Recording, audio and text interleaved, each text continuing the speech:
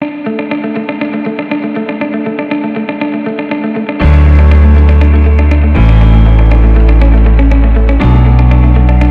बच्चों, कैसे हो आप सब लोग। स्वागत है आपका दिव्या मैम की साइंस क्लास में। तो बच्चों, एक और नए पाठ के साथ आई हूँ मैं आज। अध्याय 3 पढ़ेंगे आज हम, धातु और अधातु।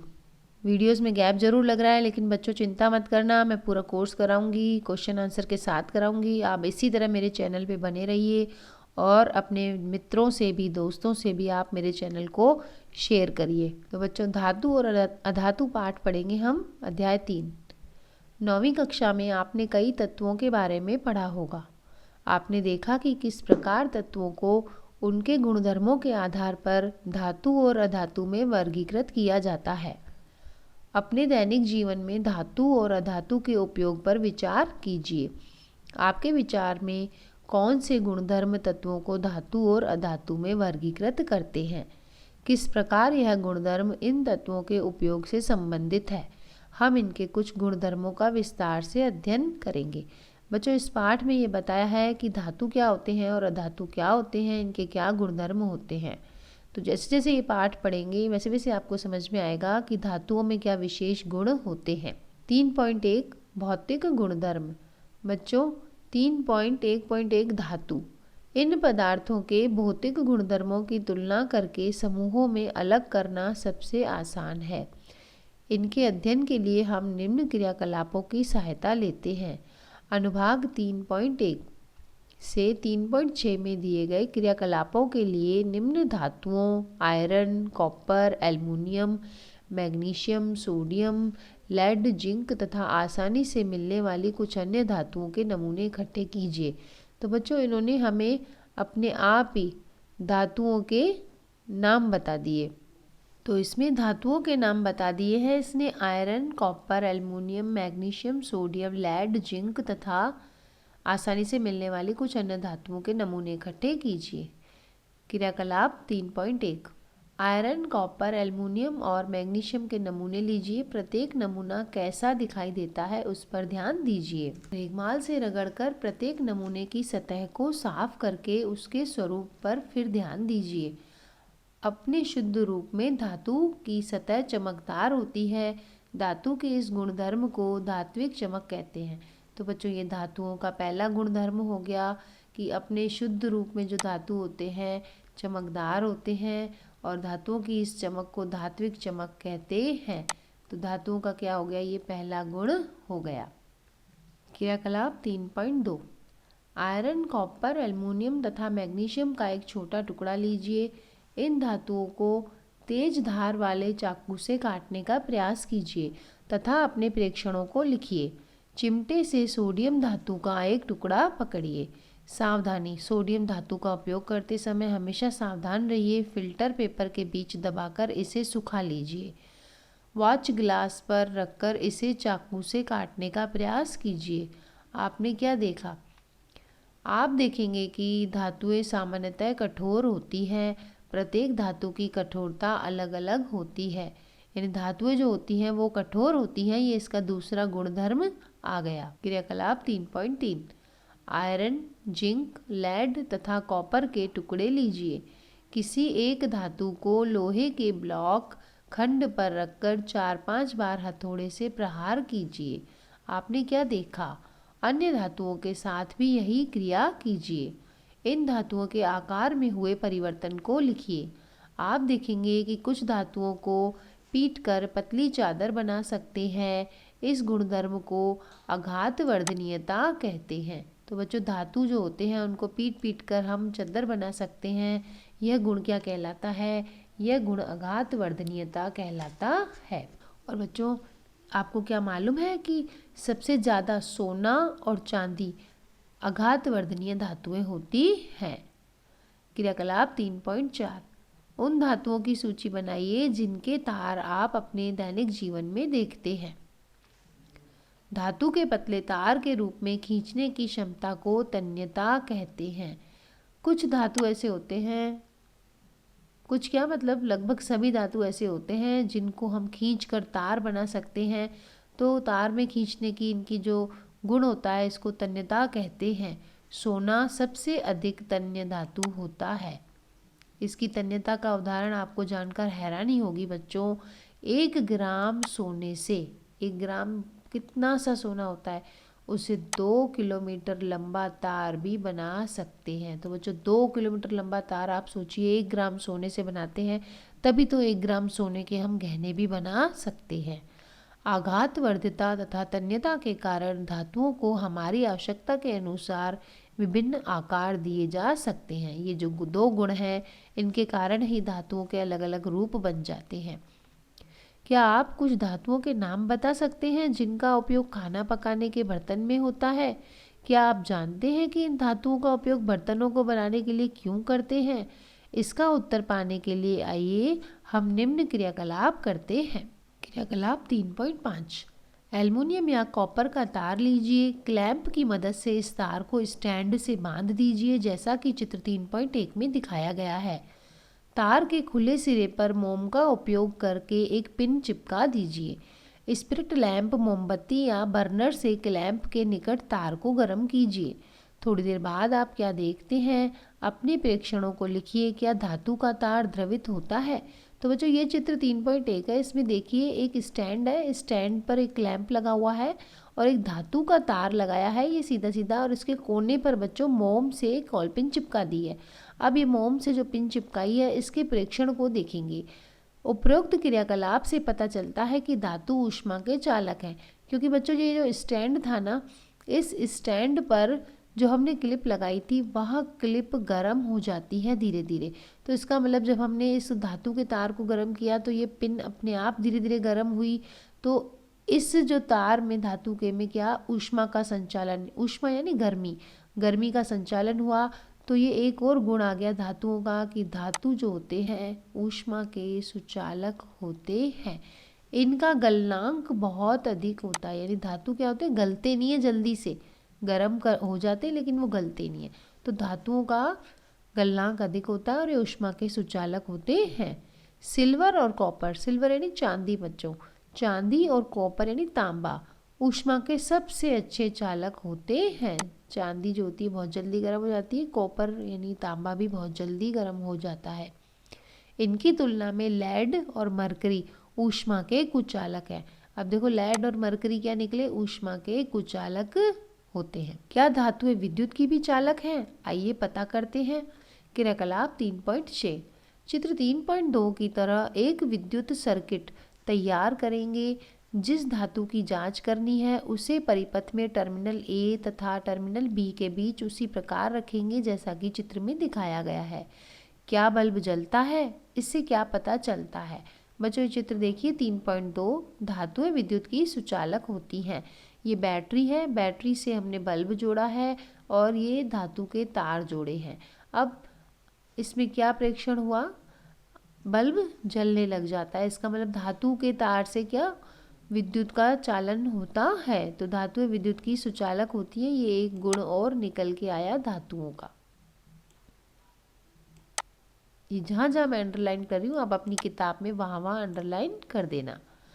आपने अवश्य देखा होगा कि जिस तार से आपके घर तक बिजली पहुँचती है उस पर पॉलीवाइनिल क्लोराइड, ये PVC जो होती है, ये एक प्लास्टिक होती है, पॉलीवाइनिल क्लोराइड जिसे बोलते हैं, या रबड़ जैसी सामग्री की परत चढ़ी होती है। आपने देखे होंगे ना बिजली के तार, उनके ऊपर प्लास्टिक का कवर होता है। बिजली के तार छूने ऐसे खाली तो नहीं होते, क्योंकि धातु जो होते हैं उनमें धातु विद्युत के सुचालक होते हैं, अगर छुएंगे तो करंट आ जाएगा। तो उसके ऊपर PVC की रबड़ जैसी परत चढ़ी होती है। विद्युत तार पर ऐसे पदार्थों की परत क्यों चढ़ी होती है? तो मैंने अभी अभी आपको बताया क्यों चढ़ी होती है, नहीं तो अगर खाली होंगे ना ये तार तो करंट आ जाएगा। जब धातुएं किसी कठोर सतह से टकराती हैं तो क्या होता है? क्या वह कोई आवाज़ उत्पन्न करती हैं? जो धातुएं कठोर सतह से टकराने पर आवाज़ उत्पन्न करती हैं उन्हें धात्विक यानी सोनोरस कहते हैं, ध्वनिक कहते हैं। यानी जो धातुएं होती हैं, जैसे आपने देखा होगा, क्या आप अब बता सकते हैं कि स्कूल की घंटी धातु की क्यों बनी होती है? हमारी जो स्कूल की घंटी होती है बच्चों, जब हम उसे बजाते हैं तो उसकी आवाज़ क्या होती है, दूर तक जाती है, एक ही जगह तो नहीं सिमट के रहती। आप थाली बजाओ, थाली बजाओगे तो उसकी आवाज़ आएगी टन टन करके, लंबी आवाज़ आएगी। तो वो जो आवाज़ होती है धातुओं की, उसे क्या कहते हैं? ध्वनिक यानी सोनोरस कहते हैं। तो ये एक धातु का और गुण आया कि धातुओं में सोनोरस ध्वनि होती है। ये तो कुछ धातुओं के गुण हो गए। अब हम पढ़ेंगे 3.1.2 अधातु। अधातुओं के क्या गुण होते हैं ये देखेंगे। पिछली कक्षा में आप अध्ययन कर चुके हैं कि धातुओं की तुलना में अधातुओं की संख्या कम होती है। ये धातु ज़्यादा होते हैं और अधातु कम होते हैं। Carbon, sulphur, iodine, oxygen, hydrogen, ये सब क्या होते हैं? ये अधातु होते हैं। तो अधातु जो होते हैं, ब्रोमीन ऐसी अधातु है जो कि द्रव होती है, यानी अधातु ठोस भी हो सकते हैं और द्रव भी हो सकते हैं, गैस भी हो सकते हैं। अब है इसके अलावा सारी अधातुएं या तो ठोस होती है या फिर गैस होती है। सिर्फ ब्रोमीन ऐसी जो अधातु होती है वह काली, वह द्रव होती है। ये याद करने का प्रश्न है बच्चों। ऐसी अधातु का नाम बताइए जो कि द्रव हो, उसका नाम हो जाएगा ब्रोमीन। क्या धातुओं के समान अधातुओं के भी कुछ गुणधर्म होते हैं? आइए पता करते हैं। क्रियाकलाप 3.7 कार्बन, कोल या ग्रेफाइट। सल्फर तथा आयोडीन के नमूने एकत्रित कीजिए। इन अधातुओं से 3.1 से 3.4 और 3.6 तक के क्रियाकलापों को दोहराइए और अपने प्रेक्षणों को लिखिए। धातु और अधातुओं से संबंधित अपने प्रेक्षणों को सारणी 3.1 में संकलित कीजिए। बच्चों एक सारणी दे रखी है जिसमें तत्व का नाम है, चिन्ह है, सतह का प्रकार है, यानी कैसी उसकी सतह दिख रही है, चमक है कि नहीं है, कठोरता कैसी है, आघात वर्धनीयता कैसी है, तन्यता कैसी है, उसमें विद्युत चालकता और ध्वनिकता कैसी है। तो बच्चों सारणी 3.1 में लिखे प्रेक्षण के आधार पर अपनी कक्षा में धातुओं और अधातुओं के सामान्य गुणधर्मों की चर्चा कीजिए। आप निश्चित रूप से इस निष्कर्ष पर पहुंचेंगे कि केवल भौतिक गुणधर्मों के आधार पर ही हम तत्वों का वर्गीकरण नहीं कर सकते, क्योंकि इसमें कई अपवाद भी हैं। उदाहरण के लिए तो बच्चों ये अपवाद है, इनमें से प्रश्न बनते हैं, तो इनको आप ध्यान से समझिएगा। ये 4 पॉइंट है ना अपवाद के, इनमें से प्रश्न बनते हैं। पहला है मरकरी को छोड़कर, मरकरी यानी पारा, उसको छोड़कर सारी धातुएं कमरे के ताप पर ठोस अवस्था में पाई जाती है। तो बच्चों मरकरी एक ऐसी धातु है जो कमरे के ताप पर द्रव होती है। क्रियाकलाप 3.5 में आपने देखा कि धातुओं का गलनांक अधिक होता है, लेकिन गैलियम और सीजियम का गलनांक बहुत कम होता है, यानी ये तो बहुत जल्दी गलने भी लगती है। और पारा जो होता है ये कमरे के ताप पर कैसा होता है? ठोस नहीं होता, द्रव होता है। यदि हम अपनी हथेली पर इन दोनों धातुओं को रखेंगे तो ये पिघलने लगेगी। कौन सी? गैलियम और सीजियम, ये दोनों धातु होती है लेकिन ये जल्दी पिघलती है, जबकि हमने पढ़ा था धातु आसानी से पिघलते नहीं हैं। दूसरा पॉइंट है आयोडीन जो होता है वो अधातु है, फिर भी वह चमकीला होता है। आयोडीन एक ऐसा तत्व है जो कि चमकीला होता है, जबकि होता वह कैसा है? अधातु। तीसरा पॉइंट है कार्बन ऐसी अधातु है जो विभिन्न रूपों में विद्यमान रहती है और प्रत्येक रूप को हम अपर रूप कहते हैं। कार्बन के अपर रूप तो बच्चों हमने 8वीं कक्षा में भी पढ़े हैं। हीरा जो होता है यह कार्बन का अपर रूप ही होता है। यह सबसे कठोर प्राकृतिक पदार्थ होता है। इसका गलनांक और क्वथनांक बहुत अधिक होता है। कार्बन का एक अन्य अपर रूप होता है ग्रेफाइट, जो कि विद्युत का सुचालक होता है, जबकि कार्बन क्या है? अधातु, फिर भी इसका जो अपर रूप ग्रेफाइट है इसमें विद्युत का चालन हो सकता है, तो ये भी एक अपवाद है। चौथा पॉइंट है क्षारीय धातु लिथियम, सोडियम, पोटेशियम इतनी मुलायम होती हैं कि उनको चाकू से भी काट सकते हैं, जबकि हमने पढ़ा था धातु जो होती है ठोस होती है, लेकिन ये धातु जो लिथियम, सोडियम, पोटेशियम है इतनी मुलायम है कि उनको चाकू से भी हम काट सकते हैं, साबुन की तरह होती हैं ये। इनके घनत्व और गलनांक भी कम होते हैं। तत्वों को उनके रासायनिक गुणधर्मों के आधार पर अधिक स्पष्टता से धातु और अधातु में वर्गीकृत कर सकते हैं। अब है क्रियाकलाप 3.8। मैग्नीशियम की एक पट्टी तथा थोड़ा सल्फर चूर्ण लीजिए। मैग्नीशियम की पट्टी का दहन कीजिए उसकी राख को इकट्ठा करके उसे पानी में घोल दीजिए। लाल और नीले लिटमस पत्र से प्राप्त विलयन की जांच कीजिए। मैग्नीशियम के दहन से जो उत्पाद मिलता है वह अम्लीय है या क्षारीय है। अब सल्फर के चूर्ण का दहन कीजिए तथा दहन से उत्पन्न धुएं को एकत्रित करने के लिए उसके ऊपर एक परख नली रख दीजिए। इस परख नली में जल डालकर उसे अच्छी तरह मिला दीजिए। नीले तथा लाल लिटमस पेपर से इस विलयन की जांच कीजिए। सल्फर के दहन से उत्पन्न पदार्थ अम्लीय है या क्षारकीय है। क्या आप इन अभिक्रियाओं के समीकरण लिख सकते हैं? तो बच्चों ये क्रियाकलाप था, इसमें सल्फर को मैग्नीशियम को जलाया, फिर पानी में घोला इनकी राख को, फिर पता लगाया कि ये नीले लिटमस को लाल करते हैं या लाल को नीला करते हैं। अधिकांश जो अधातुएं होती हैं ये क्या बनाती हैं? ऑक्साइड बनाती हैं जो जल में घुलकर अम्ल बनाते हैं। और जबकि अधिकतर जो धातुएं होती हैं ये क्षारकीय ऑक्साइड बनाती है। जो अगले भाग में आपको धातुओं के ऑक्साइडों के बारे में अधिक जानकारी प्राप्त होगी। तो यानी धातु जो होती है क्षारकीय ऑक्साइड बनाती है, अधातु होती है जो अम्लीय ऑक्साइड बनाती है। तो बच्चों आज के वीडियो में इतना ही। अगले वीडियो में मैं आपको 3.2 धातुओं के रासायनिक गुणधर्मों के बारे में बताऊंगी।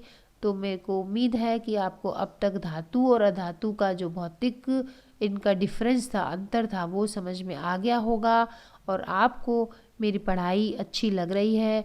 तो आप मेरे चैनल को लाइक ज़रूर करना बच्चों, और बेल बटन ज़रूर दबाना सब्सक्राइब करके, क्योंकि बेल बटन दबाएंगे तभी तो आपको मेरी आगे आने वाली वीडियो मिल पाएगी और आप कंटिन्यू रूप से मेरे से जुड़े रहेंगे।